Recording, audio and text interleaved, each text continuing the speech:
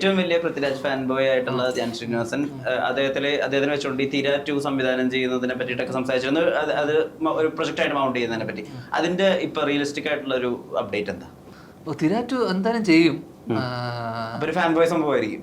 അല്ല, ഞാൻ രാജുവേട്ടനെ വെച്ചിട്ട് എന്നുള്ളത് അങ്ങനത്തെ ഒരു പ്ലാനൊന്നും ഇല്ല. അത് റൂമറാണ്.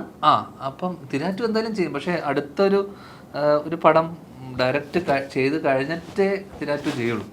കാരണം തിര 2ന്റെ ഭയങ്കര വലിയ സ്കെയിലാണ്. അപ്പം ഇപ്പോഴത്തെ ഒരു അവസ്ഥയിൽ അത് ഒരു പ്രൊഡക്ഷന് പിച്ച് ചെയ്ത് അവർ ഇൻവെസ്റ്റ് ചെയ്യാനൊക്കെ ഉള്ളൊരു അതിൻ്റെ ഒരു കാലതാമസമുണ്ട്. എന്ന് വെച്ച് കഴിഞ്ഞാൽ ഇപ്പം എനിക്ക് തോന്നുന്നു വലിയ വലിയ സിനിമകൾ അല്ലെങ്കിൽ കാരണം തിര 1 തന്നെ അത്യാവശ്യം കോസ്റ്റായ സിനിമയാണ് അന്ന്. അപ്പം കാരണം ഇത്രയും സ്ഥലങ്ങൾ കവർ ചെയ്ത് ഇത്രയും സ്കെയിലിൽ നമ്മൾ ഷൂട്ട് ചെയ്ത് അന്ന്. അപ്പോൾ അതുകൊണ്ട് തന്നെ തിര 2 അതിൻ്റെ മുകളിൽ നിൽക്കണമെങ്കിൽ നമ്മൾ ഇന്നത്തെ കാലത്ത് പ്രത്യേകിച്ച് തിരക്ക് ഒരു തിയേറ്റർ എക്സ്പീരിയൻസ് ചെയ്യേണ്ട സിനിമകളാണ്. അപ്പം അതിൻ്റെ ഒരു ഗ്രാൻഡിയറും അതിൻ്റെ ഒരു ഇത് വലിപ്പമില്ലെങ്കിൽ അത് ഇതാവില്ല. അപ്പം അതുകൊണ്ട് തന്നെ ആ ബഡ്ജറ്റ് ഒരു വലിയൊരു ഫാക്ടറാണ്. അതുകൊണ്ട് തന്നെ നമ്മൾ അതിനൊന്ന് ഇൻഡസ്ട്രി ഒന്നുകൂടെ നെക്സ്റ്റ് ലെവലിലോട്ട് ഇതാകുന്ന സമയം നമ്മളും അതിനെപ്പറ്റി ചിന്തിച്ചു തുടങ്ങും. അത്രേ ഉള്ളൂ. ഞാൻ പിച്ച് ചെയ്തിട്ടൊന്നുമില്ല.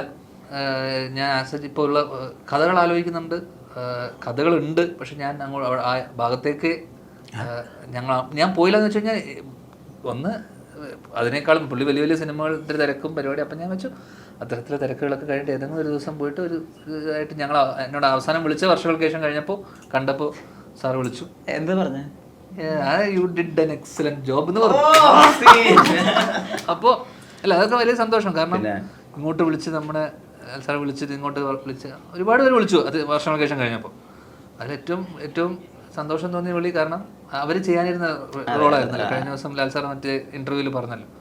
അപ്പോൾ അവർ ചെയ്യാനിരുന്നൊരു സാധനം നമ്മൾ പോലും അറിയുന്നത് ഒരു മാസം മുന്നേ. അപ്പോൾ അങ്ങനെ ഇരിക്കെ അവർ ചെയ്യേണ്ടിയിരുന്നൊരു സാധനം നമ്മൾ ചെയ്തിട്ട് കുറച്ചെങ്കിലും നന്നായി എന്ന് പറയുമ്പോൾ നമുക്ക് കിട്ടുന്നൊരു വലിയൊരു അപ്രിസിയേഷൻ അല്ലേ, പ്രത്യേകിച്ച് അദ്ദേഹത്തിനെ പോലത്തെ ഒരാളുടെ.